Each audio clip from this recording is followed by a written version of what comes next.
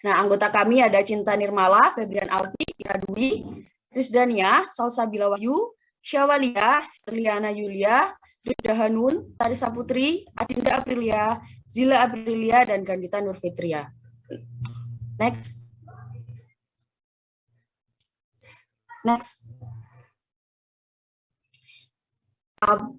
Pada presentasi kali ini akan dibagi menjadi 2 sesi. Yang pertama adalah sesi penyampaian materi, dan yang kedua adalah sesi diskusi. Untuk pembahasan yang kami angkat ada mutasi, aneusomik, aneuploidi, penyakit tentang terpaut kromosom tubuh, baik dominan maupun resesif, kemudian ada penyakit terpaut kromosom seks.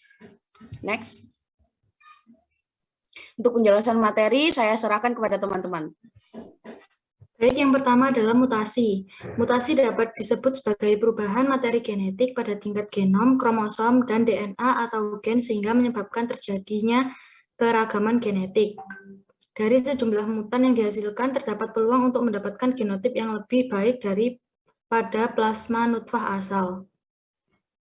Next. Penyebab mutasi. Mutasi terjadi karena adanya perubahan lingkungan yang luar biasa. Penyebab mutasi disebut sebagai mutagen atau agen mutasi. Kebanyakan mutagen adalah bahan fisika, kimia, atau biologi yang memiliki daya tembus yang kuat sehingga dapat mencapai bahan genetis dalam inti sel. Bahan-bahan yang menyebabkan terjadinya mutasi itu terbagi menjadi 3. Yang pertama ada mutagen bahan kimia. Ada senyawa analog basa. Dalam hubungan ini, posisi karbon kelima ditempati oleh gugus brom, padahal posisi itu sebelumnya ditempati oleh gugus metil. Keberadaan gugus brom mengubah distribusi muatan serta meningkatkan peluang terjadinya tautomerik. Lalu ada senyawa agen berubah basa. Perlakuan dengan asam nitrit misalnya terhadap sitosin akan menghasilkan urasil yang berpasangan dengan adenin sehingga terjadi mutasi dari pasangan basa Sg menjadi Ta. Lalu ada senyawa agen interkalasi. Insersi antara basa-basa yang berdekatan pada satu atau kedua rantai DNA, contohnya proflavin, aeridin, etidium bromid, dioksin, dan ICR 70. Lalu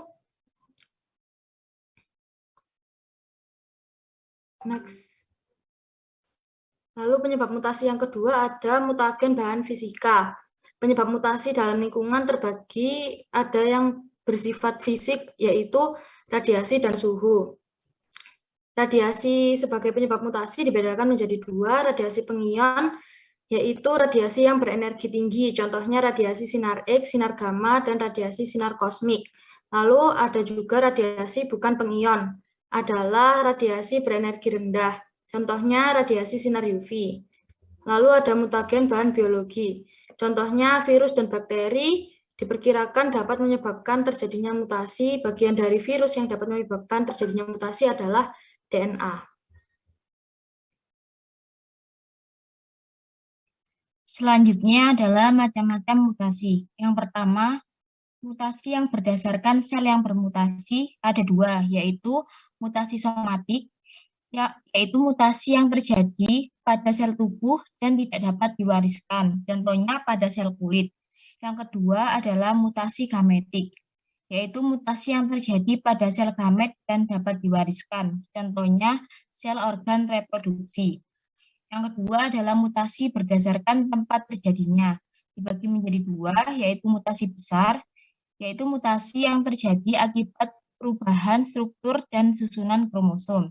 Yang kedua adalah mutasi kecil, yaitu perubahan yang terjadi pada susunan molekul.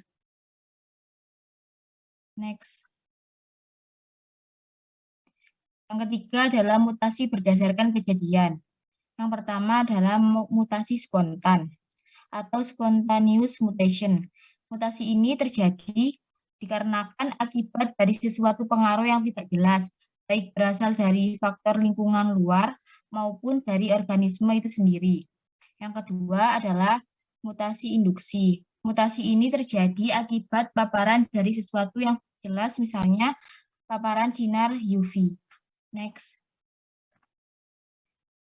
Yang keempat adalah mutasi berdasarkan perubahan genetik. Yang pertama adalah mutasi salah arti atau mission mutation. Mutasi salah arti ini mutasi yang terjadi dikarenakan perubahan suatu urutan basa nitrogen, sehingga menyebabkan kesalahan asam amino yang dikodenya. Contoh pada gambar yaitu materi genetik yang normal, yaitu AUG, GAA, GCA, CGU.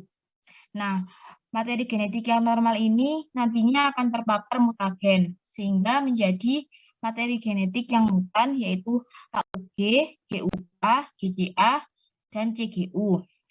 Akibat dari GAA yang berubah menjadi GU, adenin akan berubah menjadi urasil. Pada GAA itu merupakan purin yang berubah menjadi U, yaitu pirimidin. Maka perubahan tersebut termasuk mutasi transversi. Mutasi salah arti ini seharusnya memproduksi glutamat, tetapi karena terjadinya terpapar mutagen, maka malah memproduksi valin. Dampaknya mutasi salah arti ini terdapat perubahan fenotip atau perubahan penampakan pada makhluk hidup. Contoh penyakitnya adalah sickle cell anemia atau eritrosit yang berbentuk sabit. Padahal harusnya eritrosit itu pada manusia berbentuk bikonkav atau cekung ke dalam. Yang kedua adalah mutasi diam atau silent mutation. Terlihat pada gambar, yaitu pertama, mutasi diam itu adalah mutasi yang terjadi dikarenakan perubahan urutan basa nitrogen, tetapi tidak mengubah asam amino yang dikodenya, sehingga mutasi ini itu tidak mengubah fenotip atau tidak mengubah penampakan pada makhluk hidup. Contoh pada gambar yaitu DNA normal, yaitu TAC, GGT, AGT, CAA yang terpapar mutagen, lalu menjadi DNA mutan yaitu TAC, GGT, AGT, dan CAT. Perubahannya terjadi pada kodon yang terakhir, yaitu adenin atau basa purin, yang berubah menjadi timin atau basa pirimidin, yang berarti jenis mutasinya yaitu jenis mutasi transversi. Jenis mutasi ini tidak berbahaya, karena nantinya CAA akan mengkode asam amino valin, dan juga CAT akan mengkode asam amino valin juga, sehingga tidak ada dampak yang signifikan yang terjadi karena mutasi ini. Next. Yang ketiga adalah mutasi tanpa arti atau nonsense mutation. Mutasi salah arti ini merupakan mutasi yang terjadi karena perubahan urutan basa nitrogen yang mengkode asam amino berubah menjadi codon stop. Codon stop itu macam-macamnya, ada UAA, UGA, dan UAG. Protein yang dihasilkan pada mutasi tanpa arti ini tidak fungsional karena asam amino yang diproduksinya berkurang. Contohnya pada gambar adalah materi genetik normal yaitu AUG, CAG, GCA, dan CGU yang terpapar mutagen, sehingga menjadi materi genetik mutan yaitu AUG dan UAG. Harusnya CGA itu mengkode asam amino glutama, tetapi malah berubah menjadi codon stop, sehingga seharusnya alanin dan glisin yang dihasilkan malah tidak jadi dihasilkan. Dan yang seharusnya dihasilkan itu ada 4 asam amino, malah yang dihasilkan hanya 1 asam amino yaitu AUG. Sehingga protein yang dihasilkan itu berkurang dan tidak sempurna. Yang keempat adalah mutasi pergeseran kerangka atau perubahan rangka baca atau frame shift mutation.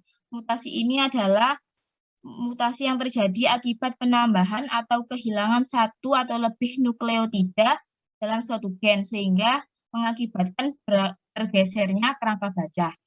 Next.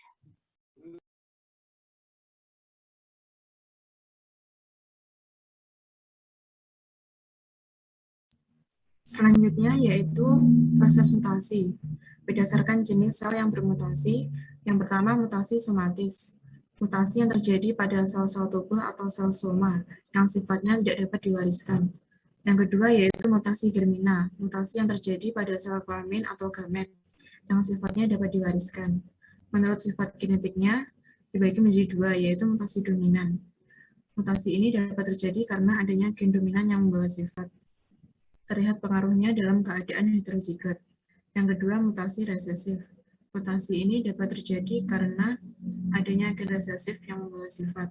Mutasi ini terjadi pada organisme diploid, misalnya manusia, dan tidak diketahui dalam keadaan heterozigot kecuali resesif pautan seks. Next. Mutasi menurut arah mutasinya, yaitu dibagi menjadi dua, yaitu mutasi maju atau forward mutation, yaitu mutasi dari fenotip normal dan abnormal. Yang kedua, mutasi baik atau back mutation, yaitu peristiwa mutasi yang dapat mengembalikan dari fenotip tidak normal menjadi fenotip normal. Menurut kejadiannya, yang pertama yaitu mutasi alam atau mutasi spontan, yaitu mutasi yang penyebabnya tidak diketahui dan terjadi secara kebetulan, atau biasanya jarang terjadi. Contohnya mutagen alam yang alam adalah sinar kosmis, radioaktif, alam, dan sinar ultraviolet. Yang kedua, mutasi buatan, yaitu mutasi yang terjadi dengan adanya campur tangan manusia. Contohnya proses perubahan gen atau kromosom secara sengaja diusahakan oleh manusia dengan zat kimia, sinar X, dan radiasi. Next. Yang kedua, selanjutnya mutagen zat kimia atau faktor fisik. Yang pertama, radiasi atau penyinaran dengan sinar radioaktif. Misalnya sinar alfa, beta, gamma, ultraviolet, dan sinar X. Radiasi alamiah berasal dari sinar kosmis dan dari angkasa. Gen-gen yang terkena radiasi, ikatannya putus dan susunan kimianya berubah dan terjadilah mutasi. Yang kedua, mutasi kimia. Mutagen kimia adalah gas metan, asam nitrat, kolkisin, digitonin, hidroksil, amin, akridin, etimeltan sulfat atau IMS, etiletan sulfonat. Zat-zat kimia tersebut dapat menyebabkan replikasi yang dilakukan oleh kromosom yang mengalami kesalahan, sehingga mengakibatkan susunan kimianya berubah. Yang ketiga, temperatur. Kecepatan mutasi akan bertambah karena adanya kenaikan suhu. Setiap kenaikan suhu sebesar 100 derajat, kecepatan mutasi bertambah 2-3 kali. Next. Pembentukan mutan. Yang pertama, diketahui ada beberapa mikroorganisme yang menggambarkan resistensi terhadap antibiotik-antibiotik tertentu akibat mutasi. Kenyataan ini sangat penting dalam pengobatan penyakit. Yang kedua, dapat diisolasi muatan biokimiawi yang mampu menghasilkan suatu produk akhir dalam jumlah besar. Hal ini penting dalam industri. Yang ketiga, memungkinkan persyaratan untuk pemeliharaan biakan murni spesies mikroba yang khas tercegah dari mutase. Yang keempat, mutan-mutan yang mengalami kerusakan atau terhambatnya proses-proses enzimatis yang berbeda dapat dimanfaatkan untuk mempelajari lebih jauh proses biokimiai, seluk-beluk jalur metabolisme atau jalur biosintesis. Next.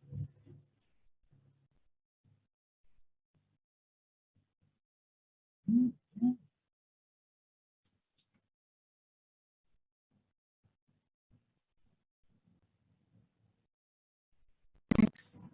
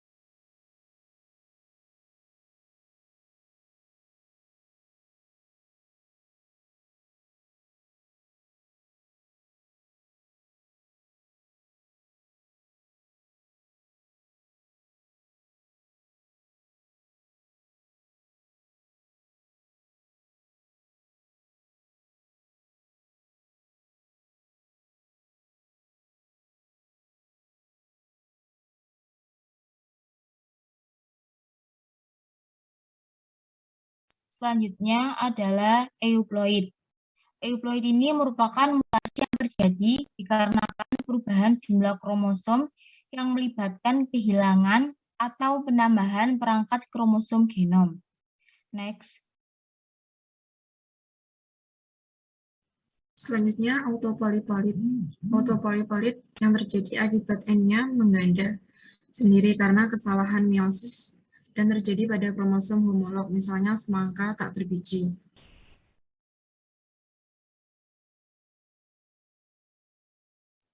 Selanjutnya, alopoliploid yang terjadi karena perkawinan atau hibrid antara spesies yang berbeda jumlah set kromosomnya dan terjadi pada kromosom non-homolog. Misalnya, Rapanobrassica, akar seperti kol, daun mirip lobak, dan ini adalah contohnya, gambarnya. Next. Yang selanjutnya adalah aneuploidi. Bisa langsung di next.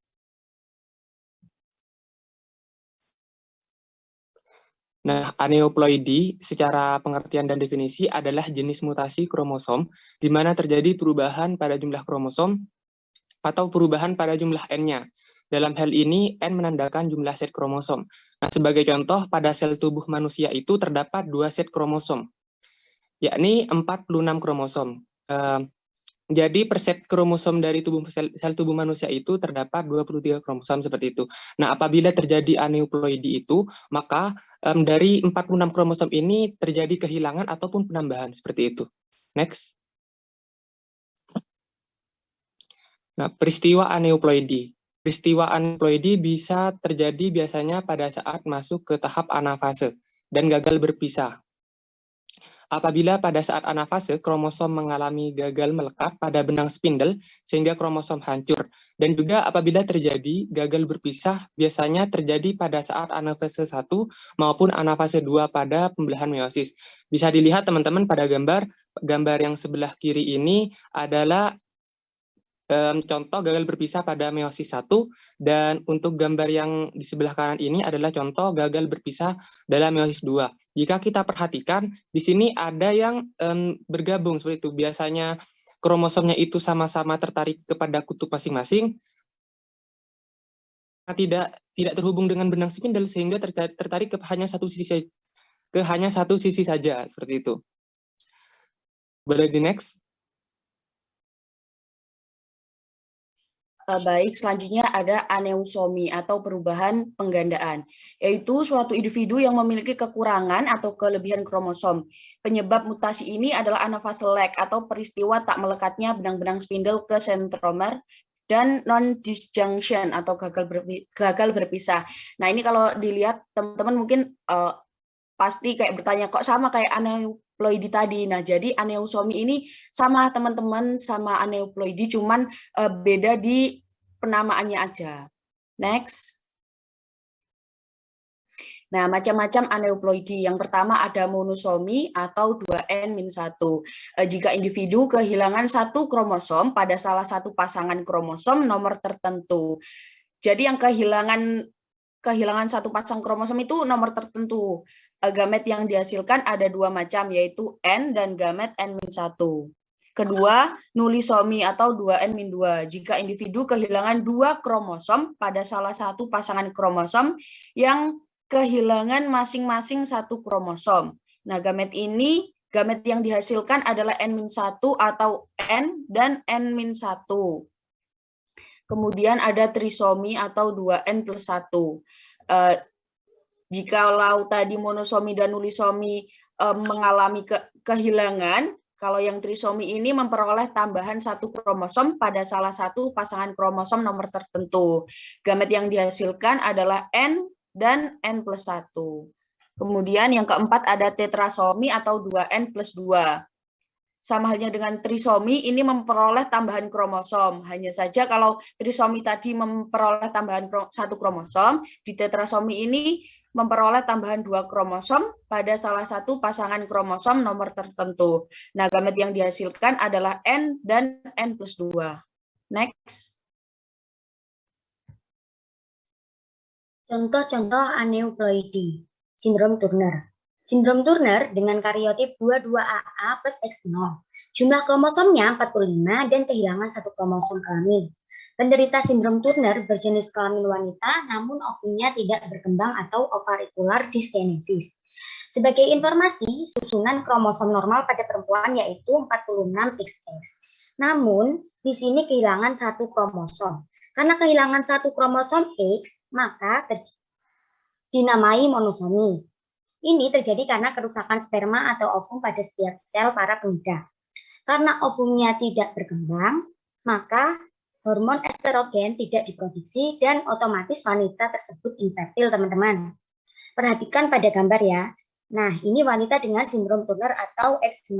Pada kromosom-kromosomnya hanya memiliki satu kromosom X, sedangkan yang lainnya 0.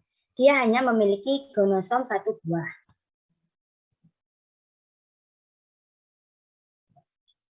Sindrom Klinefelter. Sindrom Klinefelter kariotipnya 22AA plus XXY, mengalami trisomik pada kromosom gonosom. Penderita sindrom Klinefelter berjenis kelamin laki-laki, namun testisnya tidak berkembang atau testicular dyskinesis, sehingga tidak bisa menghasilkan sperma atau aspermia dan mandul atau ginekosmatis, serta payudaranya tumbuh. Sindrom ini kelebihan satu kromosom. Dia itu jenis kelaminnya laki-laki karena adanya, tetapi laki-laki yang kelebihan X, sehingga ada tanda-tanda seks gender wanita pada laki-laki tersebut. Ini terjadi karena ada gangguan meiosis atau pembelahan sel ketika pertemuan sel sperma ayah dan sel telur ibu. Dapat dilihat pada gambar, jadi dia itu kelebihan satu kromosom gonosom X. Sindrom Jacob. Sindrom Jacob kariotipnya 22AA plus XYY, trisomik pada kromosom gonosom. Penderita sindrom ini umumnya berwajah kriminal, suka menusuk-nusuk mata dengan benda tajam seperti pensil dan lain-lain, dan juga sering berbuat kriminal. Penelitian di luar negeri mengatakan bahwa sebagian besar orang-orang yang masuk penjara adalah orang-orang yang menderita sindrom Jacob. Dia itu kelebihan kromosom Y. Sifatnya agresif dan ada penelitian ia cenderung psikopat. Tapi dia itu fertil, teman-teman. Dapat dilihat pada gambar penderita sindrom Jacob kelebihan kromosom Y. Selanjutnya ada sindrom Patau. Sindrom Patau mempunyai kariotip 45A plus XX atau XY. Sindrom ini termasuk aneuploid tipe trisomik, di mana salah satu pasangan kromosom autosomnya mengalami penambahan satu kromosom, yaitu pada kromosom nomor 13, 14, atau 15. Penderita sindrom Patau ini mempunyai ciri-ciri kepala kecil dengan dahi yang datar, hidung lebih lebar dan jelas, letak telinga lebih rendah, dan dapat tidak berbentuk normal. Next. Selanjutnya ada sindrom Edwards. Sindrom Edwards sama halnya dengan sindrom Patau. Sindrom Edwards ini mempunyai kariotip 45A plus XX atau XY. Bedanya dengan sindrom Patau adalah jika sindrom Patau mengalami trisomik pada kromosom nomor 13, 14, atau 15, sindrom Edwards ini mengalami trisomik pada kromosom nomor 16, 17, atau nomor 18. Penderita sindrom ini mempunyai tengkorak lonjong, bahu lebar pendek, telinga agak ke bawah, dan tidak wajar. Next. Selanjutnya ada sindrom Down. Sindrom Down mempunyai kariotip 47 XX atau XY plus 21. Mengapa 21? Karena sindrom Down ini mengalami trisomik pada kromosom nomor 21. Penderita sindrom ini bertelapak tebal, seperti telapak kerah, mata sipit, miring ke samping, bibir tebal, lidah menjulur, liur menetes, kecil-kecil dan jarang, dan memiliki IQ rendah, yaitu kurang lebih 40. Next.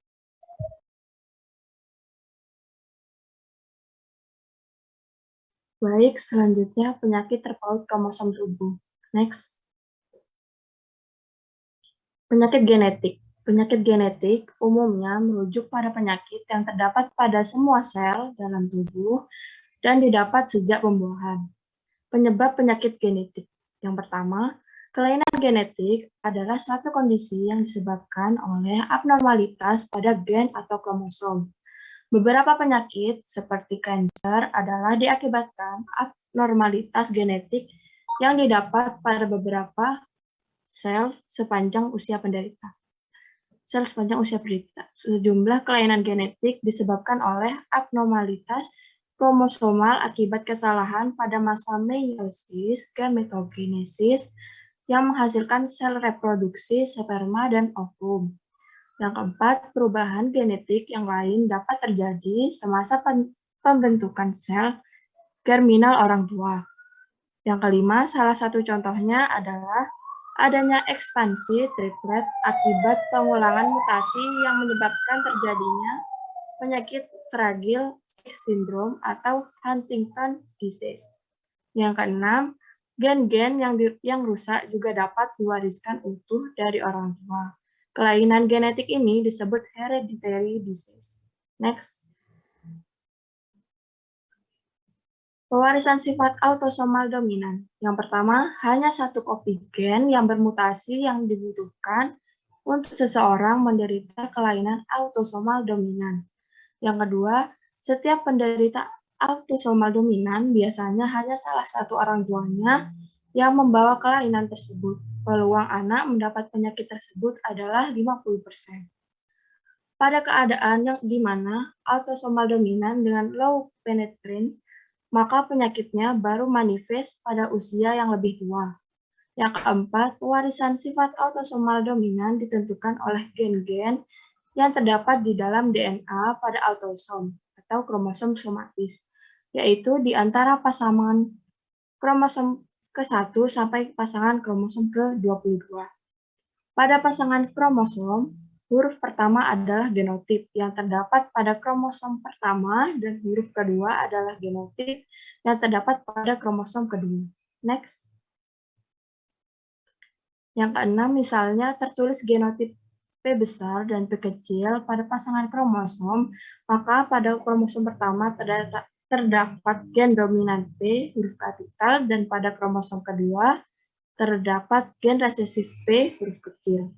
Untuk genotip P besar dan P besar, pada kromosom pertama maupun kedua terdapat gen dominan. Sedangkan untuk genotip PP pada kromosom pertama maupun kedua terdapat gen resesif. Yang kedelapan, pewarisan sifat jenis ini diturunkan oleh genotip dominan, huruf kapital. Apabila genotip dominan ini ada, maka sifat tertentu yang diturunkan akan muncul di fenotipnya atau sifat yang tampak. Sebagai contoh, jika ada satu gen dominan P huruf kapital saja, misalnya genotip PP, maka sifat yang diwariskan akan muncul. Karena dominan ini akan mendominasi dan menutup gen resesif P huruf kecil. Jika pasangan berupa gen resesif semua, misalnya PP, barulah sifat yang dipengaruhi oleh gen resesif ini akan muncul. Tentu saja jika genotipnya dominan, semua misalnya P besar dan P besar, sifat yang diwariskan oleh gen dominan ini akan muncul. Next.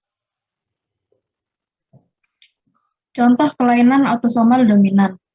Pertama, polidaktili dan sindaktili. Polidaktili merupakan kelainan konetal kedua tersering pada tangan setelah sindaktili. Polidaktili adalah kelainan pada jari sehingga jumlah jari lebih dari 5. Penderita polidaktili memiliki jari tambahan yang kadang tidak berfungsi karena tidak memiliki tendon.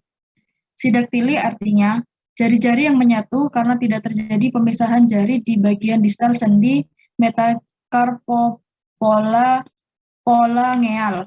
Penyatuan dapat terjadi hanya pada 2 jari atau lebih.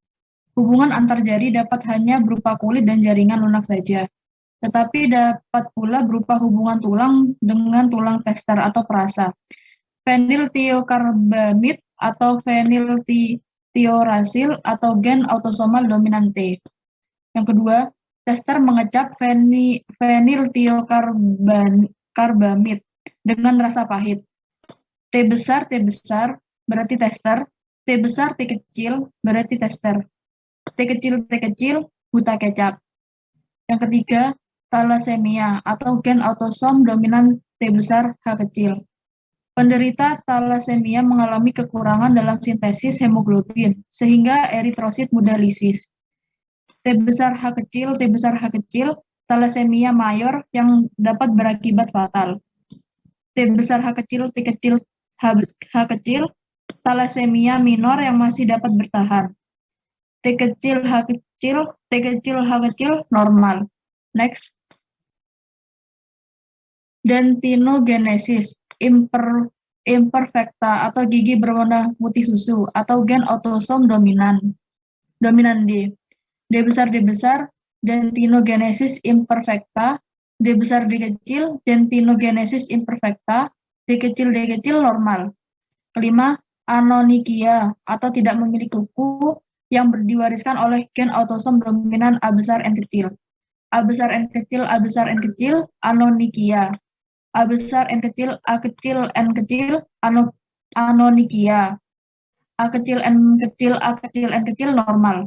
Yang keenam, retinal aplasia atau buta sejak lahir karena tidak memiliki retina, yang diwariskan oleh gen autosom dominan R besar A kecil.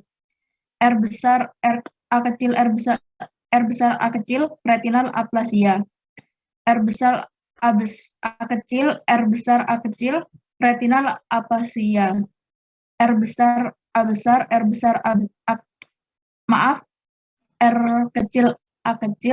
kecil A kecil berarti normal.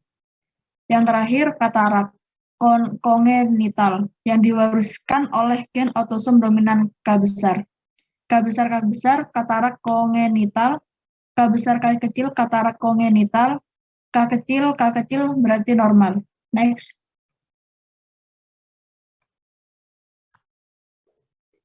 Baik, selanjutnya ada pewarisan sifat autosomal resesif.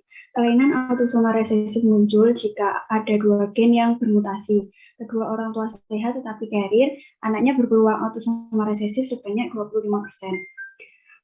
Pewarisan sifat autosomal resesif ditentukan oleh gen-gen yang terdapat di dalam DNA pada autosom, yaitu antara pasangan kromosom ke-1 sampai dengan 22. Pewarisan sifat ini diturunkan oleh genotip resesif huruf kecil. Apabila genotip dominan ada, maka sifat tertentu atau fenotip yang diturunkan gen resesif tidak muncul karena dominasi gen dominan. Contohnya, jika gen resesif B kecil berperan menampakkan fenotip mata biru, sedangkan kita memiliki genotip B besar B kecil, maka mata kita tidak berwarna biru. Kondisi terjadi karena fungsi gen resesif B kecil tertutup oleh dominasi gen dominan B besar. Jika genotip kita B kecil, barulah akan muncul fenotip mata biru. Next.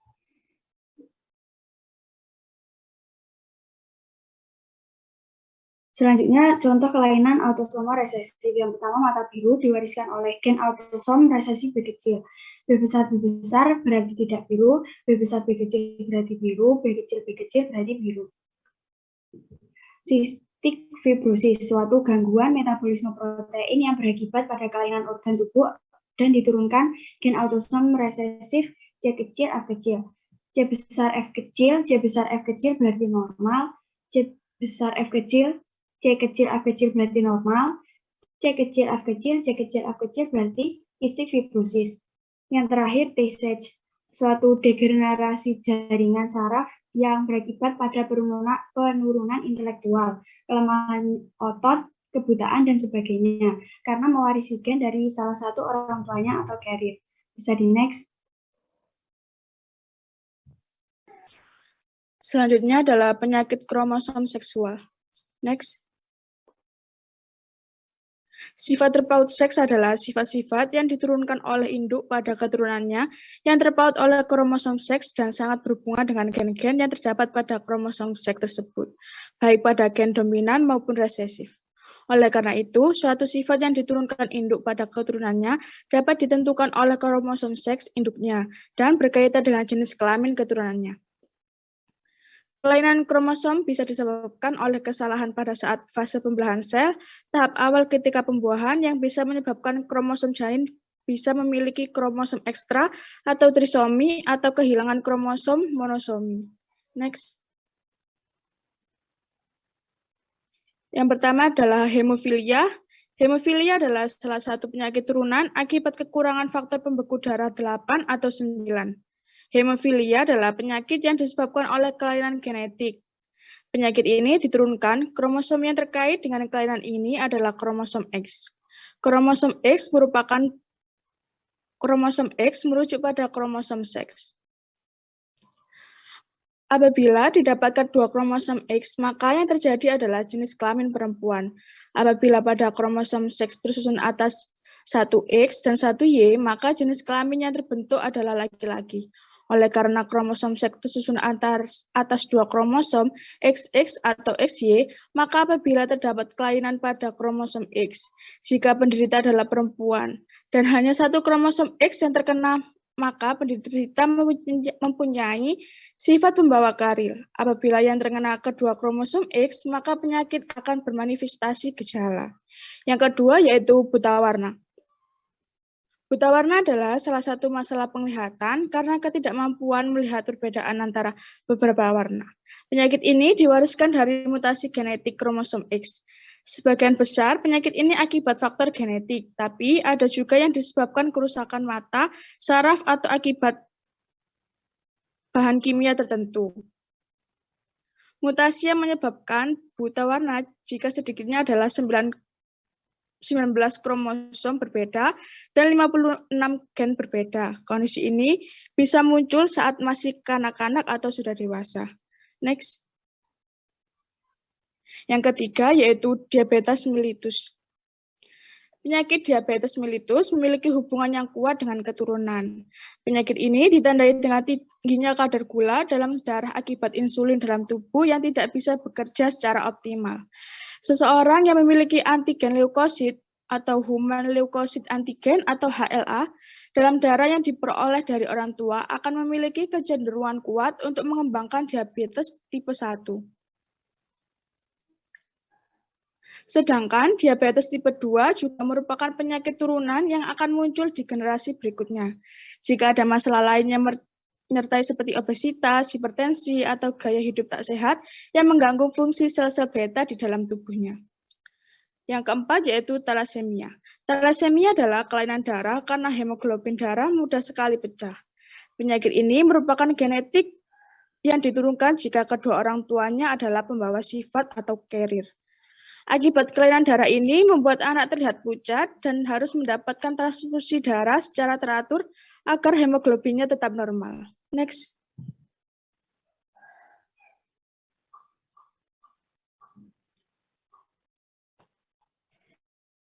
Selanjutnya yaitu kebotakan. Kebotakan disebabkan oleh banyak hal, tapi salah satunya juga bisa akibat faktor keturunan dari orang tuanya. Jika ayahnya mengalami kebotakan, maka setidaknya salah satu anaknya ada yang mengalami kebotakan akibat adanya gen yang diturunkan. Diketahui gen APCDD1 yang menyebabkan folikel rambut menyusut hingga rambut semakin lama semakin menipis dan botak. Selanjutnya yaitu alergi. Sebagian alergi disebabkan oleh faktor keturunan. Jika orang tua memiliki bakat alergi, maka ada kemungkinan sekitar 70% anak akan memiliki alergi juga. Namun, jika hanya salah satu orang saja yang alergi, maka faktor risiko ini bisa berkurang sekitar 30%-nya. Next.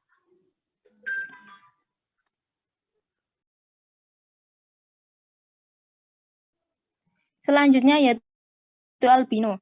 Albino atau albinisme adalah salah satu penyakit turunan yang disebabkan anak tersebut mengandung gen albino dari ayah dan ibunya. Kebanyakan orang dengan albino lahir dari orang tua yang memiliki gangguan dalam hal produksi melaninnya.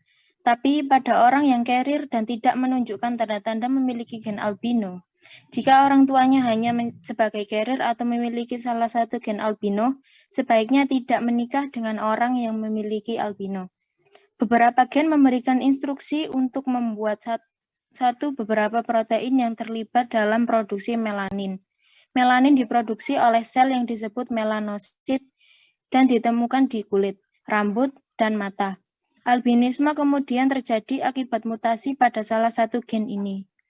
Beberapa jenis albinisme dapat terjadi terutama berdasarkan mutasi gen yang menyebabkan gangguan tersebut. Mutasi tersebut dapat menyebabkan tidak ada melanin sama sekali, atau jumlah melanin yang berkurang secara signifikan. Next. Ada beberapa jenis albinisme yang diklasifikasikan berdasarkan bagaimana mereka diwariskan dan pada gen yang terpengaruh berikut. Yang pertama yaitu albinisme oculocutaneus atau OCA. Ini adalah jenis yang paling umum, berarti seseorang mewarisi 2 salinan gen yang bermutasi atau 1 dari setiap orang tua atau pewarisan resesif autosom. Ini adalah hasil mutasi pada salah satu dari 7 gen yang diberi label dari OCA1 menjadi OCA7. OCA menyebabkan penurunan pigmen pada kulit, rambut, dan mata, serta gangguan penglihatan. Jumlah pigmen bervariasi menurut jenisnya, dan warna kulit, rambut, dan mata dihasilkan juga bervariasi menurut dan dalam jenisnya. Yang kedua yaitu albinisme okuler. Ini terjadi pada mata dan menyebabkan masalah penglihatan. Bentuk yang paling umum adalah tipe 1, diwarisi oleh mutasi gen pada kromosom X.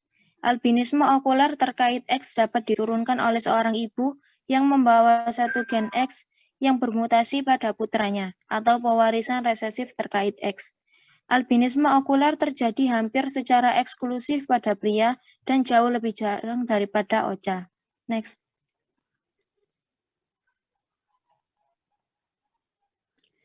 Yang ketiga yaitu albinisme herediter.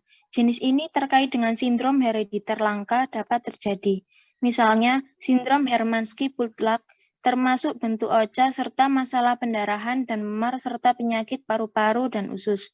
Sindrom Higashi mencakup bentuk OCA serta masalah kekebalan dengan infeksi berulang, kelainan neurologis, dan masalah serius lainnya. Berikut komplikasi kesehatan sangat rentan menyerang pengidap albino. Albinisme dapat mencakup penyakit komplikasi kulit dan mata, serta tantangan sosial dan emosional. Beberapa komplikasi tersebut antara lain yang pertama yaitu komplikasi mata. Masalah dengan visi dapat mempengaruhi pembelajaran, pekerjaan, dan kemampuan mengemudi. Next. Yang kedua yaitu komplikasi kulit. Orang dengan albinisme memiliki kulit yang sangat sensitif terhadap cahaya dan paparan sinar matahari. Kulit terbakar adalah salah satu komplikasi paling serius yang terkait dengan albinisme karena dapat meningkatkan risiko karena terkena kanker kulit dan penebalan kulit terkait kerusakan akibat sinar matahari. Dan yang ketiga yaitu masalah sosial dan emosional. Beberapa pengidap albinisme mungkin mengalami diskriminasi. Reaksi orang lain terhadap pengidap albinisme seringkali dapat berdampak negatif pada orang dengan kondisi tersebut. Orang dengan albinisme mungkin mengalami penindasan, godaan, atau pertanyaan penyelidik tentang penampilan, kacamata, atau alat bantu visual mereka. Mereka biasanya terlihat sangat berbeda dari anggota keluarga atau kelompok etnis mereka sendiri, sehingga mereka mungkin merasa seperti orang asing atau diperlakukan seperti orang asing. Pengalaman ini dapat menyebabkan isolasi sosial, harga diri yang buruk, dan stres. Next. Asma. Asma merupakan salah satu penyakit turunan dan diketahui bahwa faktor ibu lebih kuat untuk menurunkan asma pada anak dibandingkan dengan faktor bapak. Asma bisa timbul bila dipicu oleh adanya suatu alergen di sekitarnya. Selain itu, sekitar 30% penyakit asma disebabkan oleh turunan dari orang tuanya. Namun, pada beberapa orang yang asmanya terkontrol dengan baik, bisa hilang saat menjelang dewasa. Next. Berikut kami lampirkan daftar pustakanya. Sekian, terima kasih.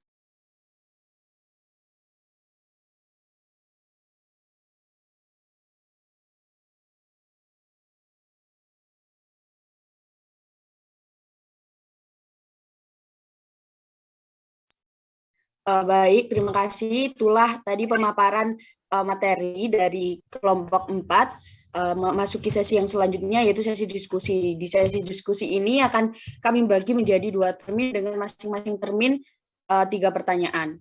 Bagi teman-teman yang ingin bertanya, bisa langsung raise hand.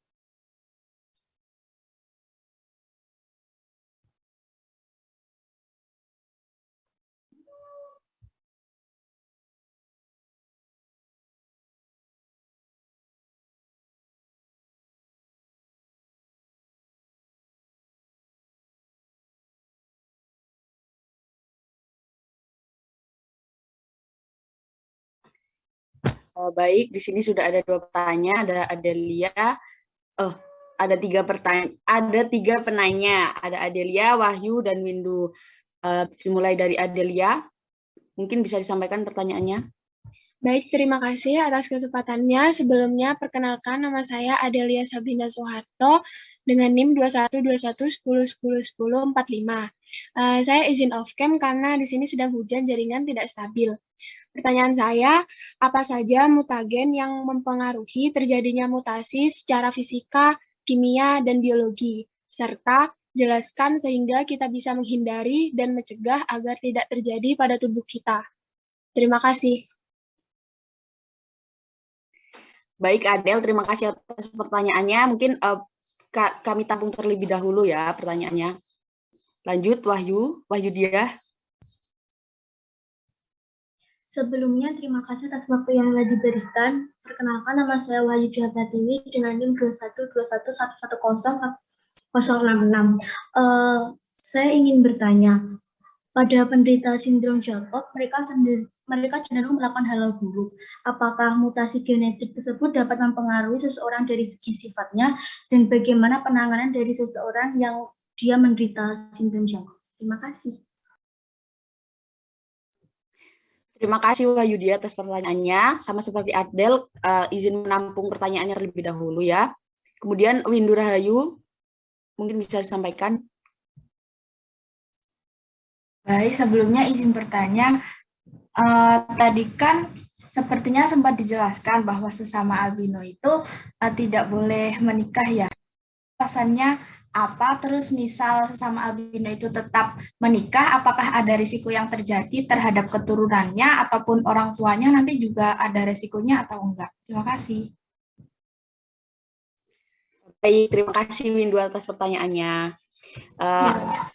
Mohon izin kepada penanya untuk mengizinkan kami berdiskusi sejenak untuk jawaban yang akan diberikan. Terima kasih.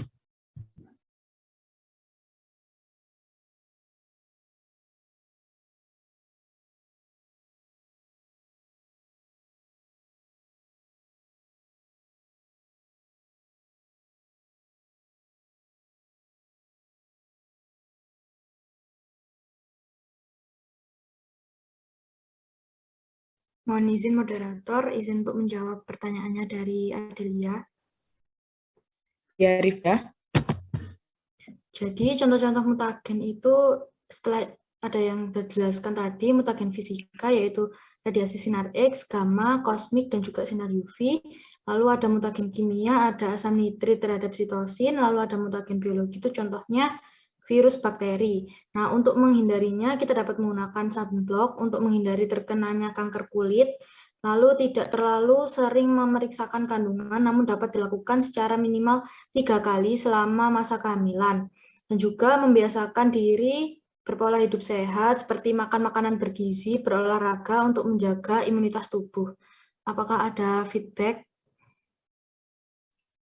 Izin menambahkan feedback. Saya saya dengar-dengar di waktu SMA pernah membaca-baca bahwa tekanan hidrostatik ini bisa menjadi penyebab suatu mutasi. Apakah itu benar dan termasuk mutasi yang bersifat apa? Terima kasih. Mohon izin untuk langsung saya jawab ya. Jadi tekanan hidrostatik itu termasuk mutasi fisika. Dan tekanan hidrostatik itu muncul ketika ada perubahan kedalaman perairan sehingga diperlukan adaptasi baru yang memungkinkan terjadinya mutasi. Mungkin ada feedback? Baik, sudah cukup. Terima kasih.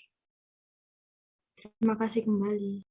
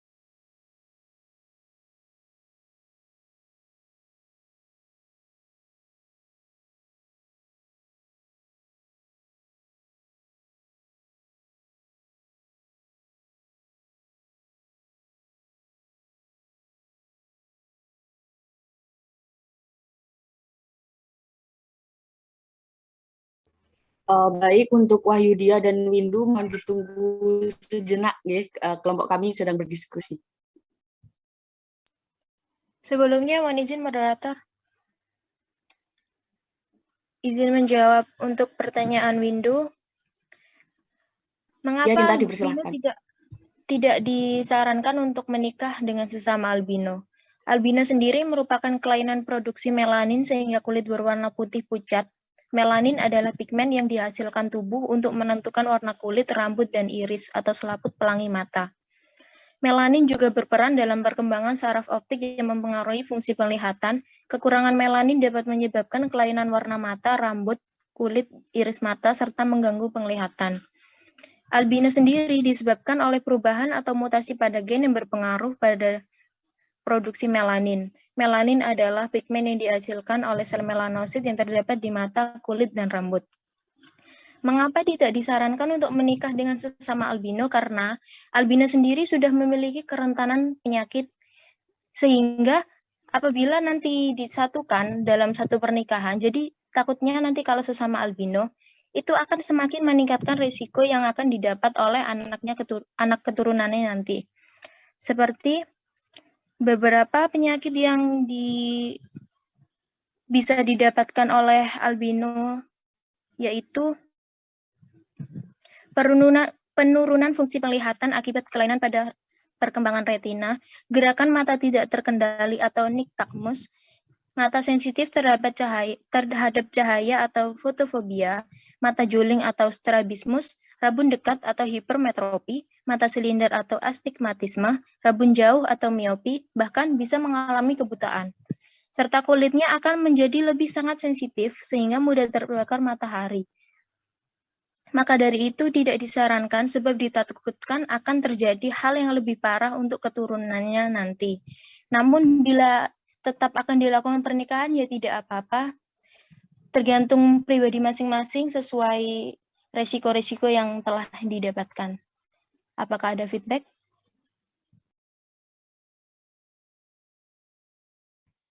Jadi nanti itu semua yang didapat itu oleh keturunan yang dihasilkan nanti ya. Kalau orang tuanya itu misal saat bereproduksi itu apakah ada hal-hal negatif yang akan terjadi ya? Atau norma-norma?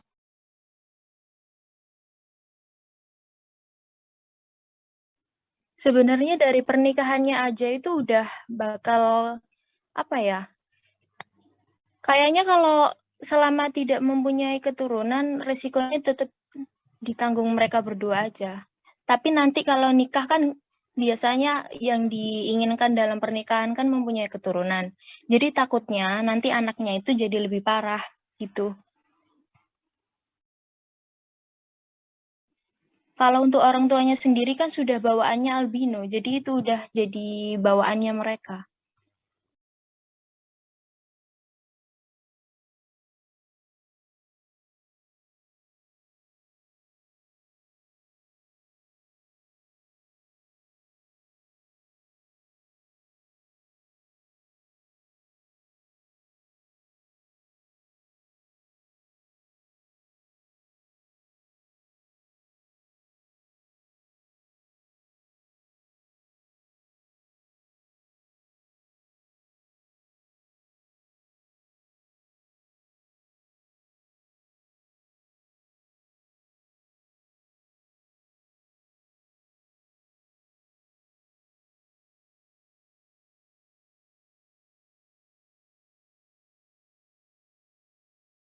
Terima kasih Cinta sudah menjawab pertanyaan Windu. Mungkin dari Windu apakah ada feedback lagi? Sudah, makasih. Baik, terima kasih.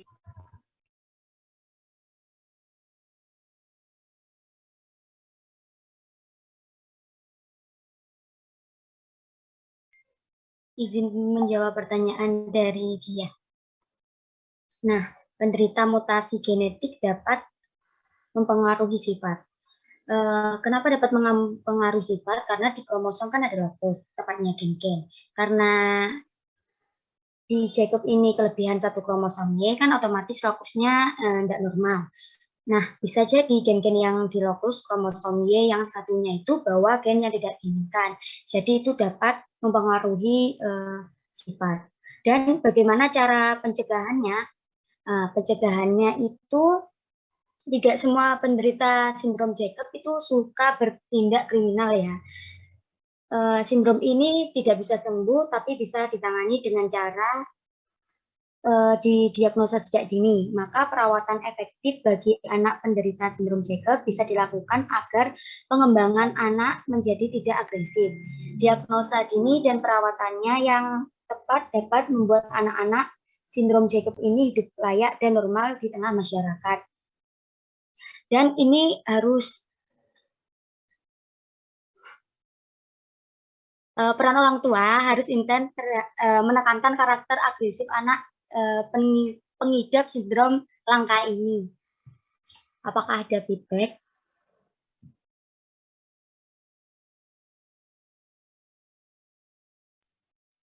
Izin memberikan feedback. Metode untuk diagnosis dini pada sindrom Jacob itu apa aja dan apa contoh perawatan dari sindrom Jacob itu? Terima kasih.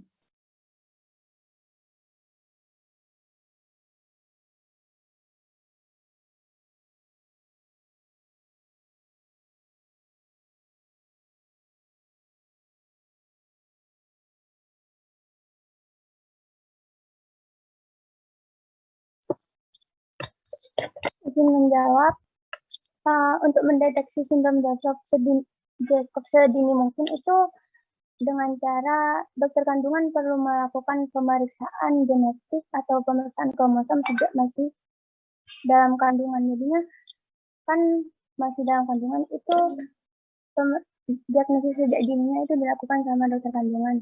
Nah, karena gejalanya tidak khas dan bisa mirip dengan penyakit lain, pada saat lahir itu maka dibutuhkan pemeriksaan medis lebih lanjut dari dokter untuk menentukan apakah seorang menderita sindrom ini apa enggak. Untuk perawatannya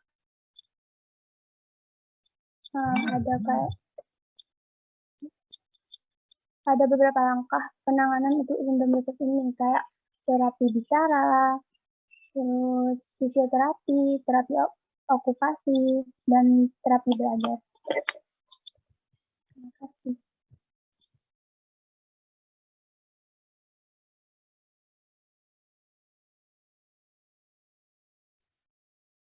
Untuk Wahyudia, apakah masih ada feedback? Tidak, terima kasih. Baik, terima kasih teman-teman atas pertanyaannya di termin 1. Karena di termin 1 sudah memenuhi 3 pertanyaan, kita lanjut ke termin yang kedua. Sama seperti termin 1, yaitu kita buka 3 pertanyaan. Mungkin dari teman-teman yang ingin bertanya bisa langsung raise hand.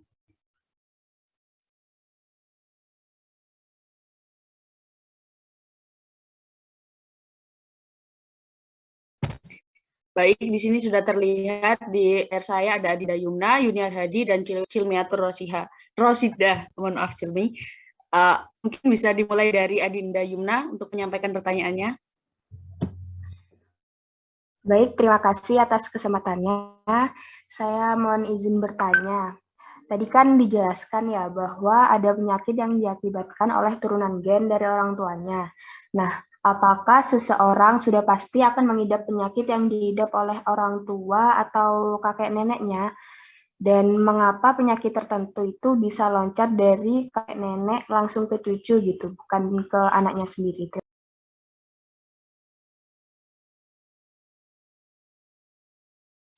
Baik, terima kasih Adinda Yumna atas pertanyaannya. Kami izin menampung terlebih dahulu pertanyaannya, kemudian dilanjutkan Yuniar Hadi mungkin bisa menyampaikan pertanyaannya. Baik, terima kasih atas kesempatannya. Sebelumnya, apakah salah saya terdengar dengan jelas? Jelas, tetapi sedikit menggema, Yuniar. Ya, baik. Saya mau bertanya, tadi kan sempat dipresentasikan di slide, ada macam-macam mutasi yang berdasarkan kejadian. Nah, itu kan ada yang spontan, di mana mutasi itu terjadi akibat sesuatu berpengaruh yang tidak jelas, baik berasal dari faktor lingkungan luar maupun dari organisasi itu sendiri. Nah, itu contohnya kayak gimana?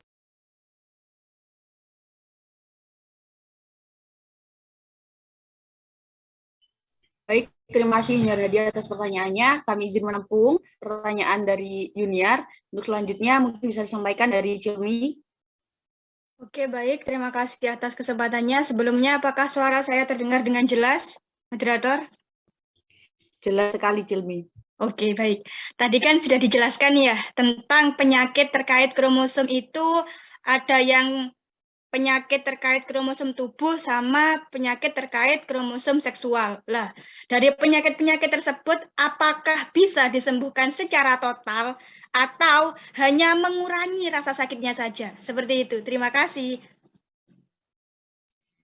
Terima kasih Cilmi atas pertanyaannya. Mungkin dari teman-teman penanya di termin 2 ini mohon ditunggu sejenak, nggih. Dari kelompok kami izin untuk berdiskusi. Terima kasih.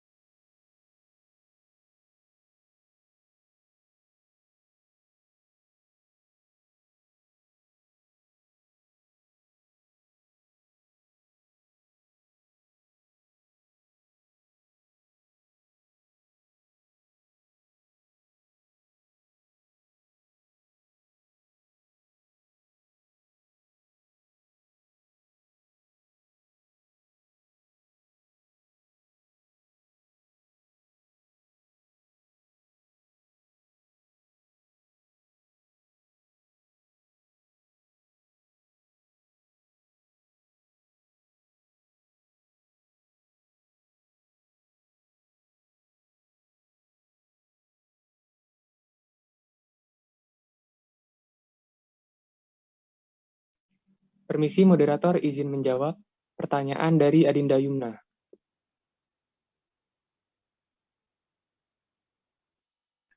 Iya, silakan Febrian. Tadi pertanyaan dari Adinda Yumna itu, apakah seorang akan mengidap penyakit yang diidap oleh orang tua atau kakek neneknya? Dan mengapa penyakit tertentu bisa loncat dari kakek neneknya langsung ke cucu, bukan anaknya sendiri? Nah, memang benar bahwa penyakit ada yang diturunkan langsung ke cucunya. Nah, salah satu contohnya adalah penyakit asma. Nah, kita contohkan, ada seseorang anak yang mengidap penyakit asma, sedangkan ayah maupun ibunya itu tidak ada yang menderita penyakit asma. Malah yang ada riwayat penyakit asma itu ada pada kakek atau neneknya, baik dari pihak ayah maupun ibu, seperti itu. Nah, yang menjadi pertanyaan, mengapa ayah dan ibunya itu tidak menderita penyakit asma, tapi malah anak tersebut yang penyakit asma? Jawabannya adalah gen penyakit asma yang ada pada orang tuanya itu, yakni ayah dan ibunya itu tidak dominan. Jadi gennya itu hanya menumpang saja pada tubuh baik ayah maupun ibunya. Seperti itu. Jadi gen penyakit asmanya itu tidak aktif, sehingga tidak timbul penyakit asma pada orang tuanya. Ya, dapat dikatakan bahwa ayah dan ibunya itu memiliki gen pembawa penyakit asma seperti itu. Nah, karena ayah dan ibunya ini sama-sama memiliki gen pembawa penyakit asma, maka tidak heran apabila di tubuh anak tersebut ketika diwariskan kemungkinan memiliki gen asma yang dominan, sehingga akan timbul penyakit asma seperti itu. Jadi dapat disimpulkan bahwa penyakit memang ada yang dapat diturunkan langsung dari nenek ke cucunya, baik dari generasi pertama atau ke generasi ketiga seperti itu. Dan salah satu contohnya itu adalah penyakit asma ini. Begitu. Apakah ada feedback, Yumna? Oh, jadi itu tetap ini ya, Pak, tetap bisa turun-temurun, cuman kalau yang dari nenek ke anaknya sendiri itu berarti cuman ini pembawa ini ya, Pak. Tetap ada, tapi nanti ada pengaruh dari cucunya gitu ya, dari pola hidup gitu ya? Iya, benar. Nah, itu dari munculnya penyakit itu juga kadang dari orang tuanya itu mengapa tidak mendapatkan ini penyakit asma itu bisa dicegah dengan pola hidup yang sehat itu. Jadi meskipun ada bawaan gen penyakit asma itu, tapi karena dicegah dengan pola hidup yang sehat, maka penyakit tersebut juga bisa tidak muncul seperti itu. Mungkin ada feedback kembali, Yumna? Oke, berarti bisa dicegah ya, Kak? Ya. Oke, terima kasih. Baik, sama-sama. Saya kembalikan kepada moderator.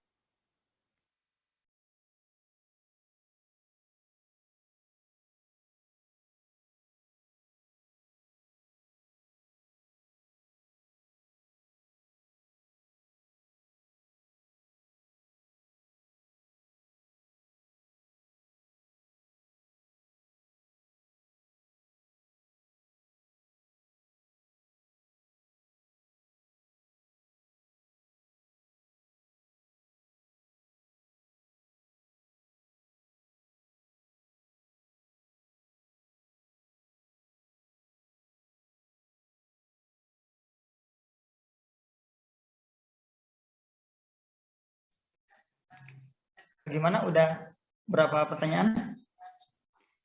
Izin menjawab, Bapak. Di termin 2 ini sudah ada 3 penanya, tapi yang terjawab masih 1, Bapak. Teman-teman dari kelompok 4 masih berdiskusi, Bapak. Oke, siap. Nanti kita coba. Moderator izin menjawab pertanyaan dari Yuniar. Baik, dipersilahkan. Jadi pertanyaannya macam-macam mutasi yang berdasarkan kejadian, kan ada yang spontan di mana mutasi yang terjadi akibat suatu pengaruh yang tidak jelas baik berasal dari faktor lingkungan luar maupun dari organisme itu sendiri. Nah, itu contohnya gimana?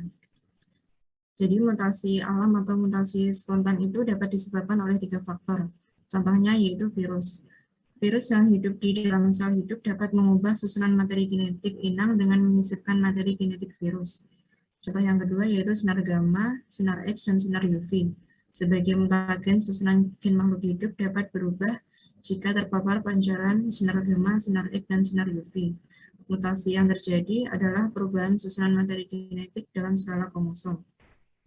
Contoh yang ketiga yaitu senyawa kimia asam nitrit sebagai mutagen. Reaksi asam nitrit dengan adenin menjadi zat hipoksentin. Zat ini akan menempati tempat adenin asli dengan berpasangan dengan bukan lagi dengan timin. Mutasi yang terjadi adalah perubahan susunan materi genetik dalam skala gen.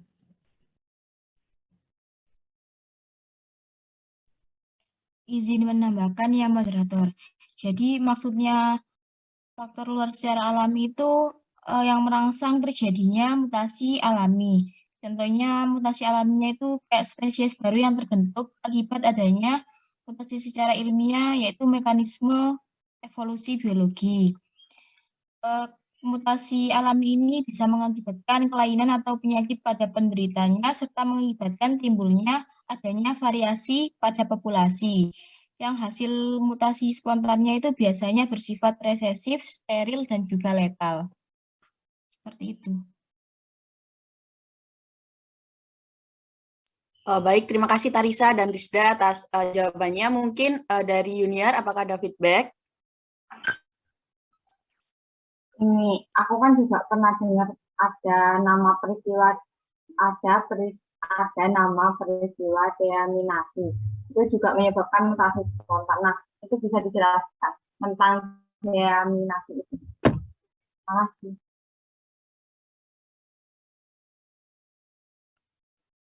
Izin menjawab untuk Yuniar. Deaminasi itu seperti peristiwa penghilangan gugus amino dari suatu molekul. Nah, biasanya enzim yang mengkatalisasi terjadinya reaksi itu disebut deaminase. Nah, dalam tubuh manusia biasanya deaminase terjadi pada hati. Namun juga terdapat glutamat yang juga terdeaminasi pada ginjal. Seperti itu.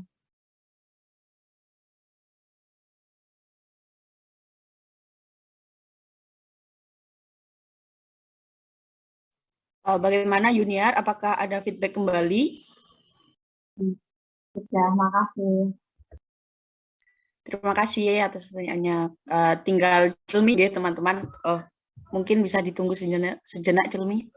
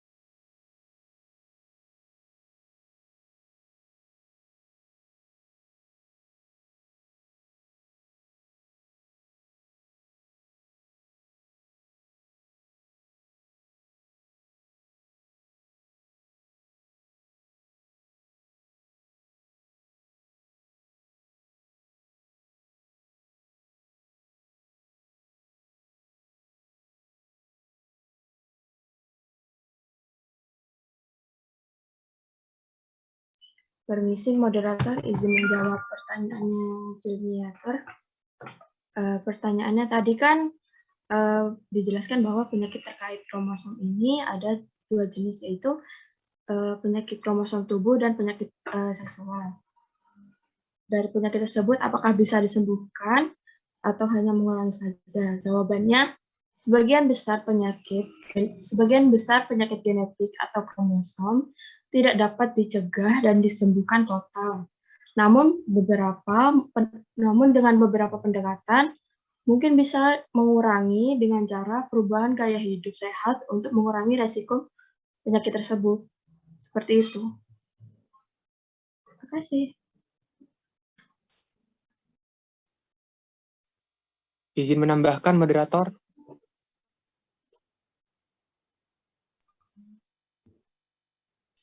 Iya, Febrian, silakan. Iya, penyakit kalau misalkan sudah terpaut dengan genetik ataupun kromosom itu sepertinya susah untuk disembuhkan. Nah, itu lebih ke cara rehabilitasi ataupun lebih ke ini, mendukung proses pemulihannya seperti itu. Lebih ke membantu kekurangannya, contohnya pada sindrom Klinefelter. Nah, sindrom Klinefelter itu kan kelebihan kromosom X. Nah, sehingga tubuh seorang laki-laki itu seperti perempuan. Nah, untuk itunya kan biasanya kekurangan hormon testosteron. Nah, dari kekurangan hormon itu bisa dilakukan suntik, seperti itu, suntik hormon. Nah, untuk tubuhnya itu bisa dilakukan operasi agar lebih pede, seperti itu. Nah, untuk psikologisnya sendiri, contohnya seperti sindrom Jacob ataupun Down, itu kan contohnya pada sindrom Down itu kan memiliki IQ yang rendah ya. Nah, dari IQ yang rendah itu kita bisa direhabilitasi dan membantu sedikit demi sedikit dengan pendekatan-pendekatan agar agar menjadi lebih baik seperti itu. Mungkin dari Cilmi ada feedback atau bagaimana?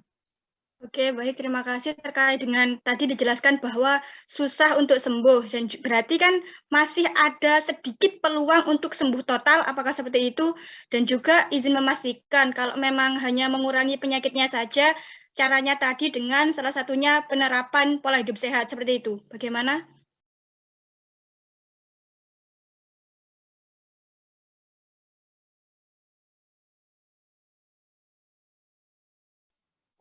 Iya, itu dengan menerapkan pola hidup sehat juga itu menunjang menunjang kehidupan dari orang yang memiliki penyakit tersebut.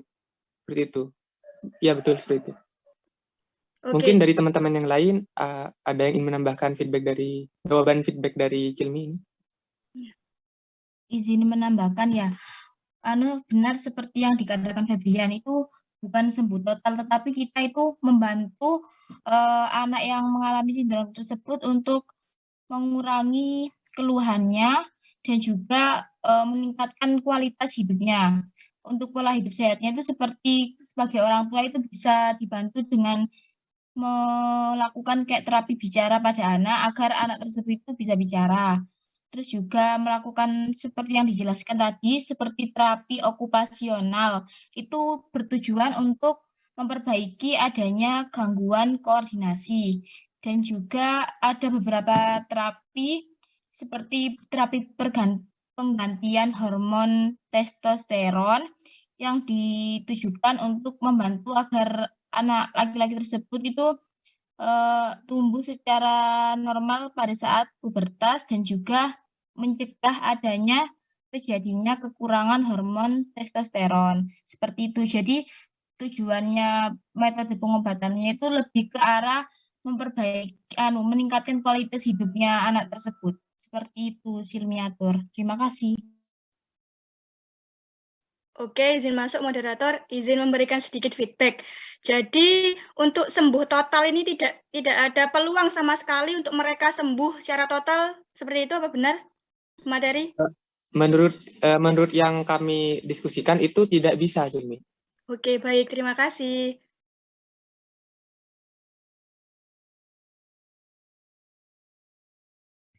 Baik, terima kasih Cilmi serta teman-teman yang sudah bertanya pada sesi diskusi di termin 1 maupun termin 2. Karena keterbatasan waktu, sesi diskusi mungkin bisa dicukupkan sampai di sini. Saya selaku moderator mewakili kelompok 4 memohon maaf apabila ada kesalahan dalam perkataan maupun tindakan yang disengaja maupun tidak. Sekian, terima kasih atas perhatiannya. Wassalamualaikum warahmatullahi wabarakatuh. Saya kembalikan ke Bapak Abdul.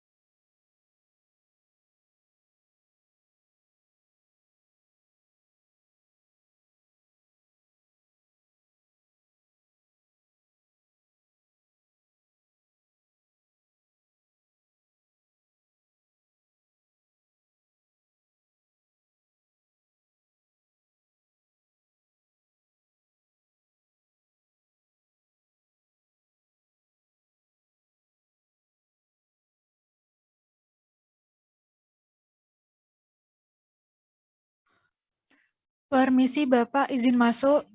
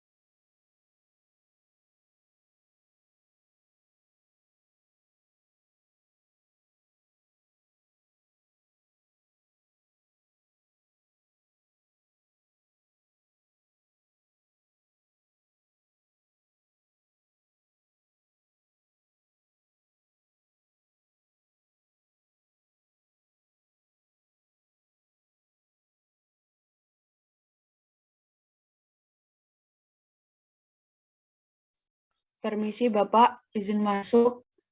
Dari kelompok 4 sudah selesai presentasi Bapak.